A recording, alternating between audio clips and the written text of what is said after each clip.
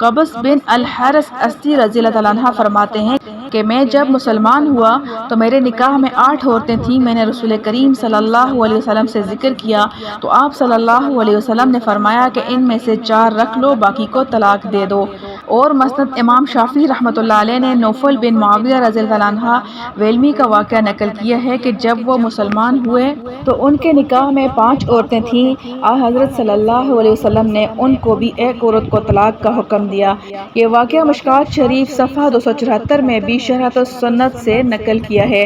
रसूल करीम सल्लल्लाहु अलैहि वसल्लम और सहाबा कराम के इस ताअम्मुल से आयत कुरानी की मुराद बिल्कुल वाज़ेह हो गई कि 4 से ज़ायद औरतों को निकाह में जमा करना हराम है। अल्हम्दुलिल्लाह हम्दन कसीरन तय्यबन मुबारकन फीही कमा युहिब्बु रब्बुना व यर्ज़ा। रब्बना इग़फिर लना ज़ुनूबना व कफ़्फ़िर अन्ना सय्यिआतिना व तवफ़्फ़ना मअल अबरार।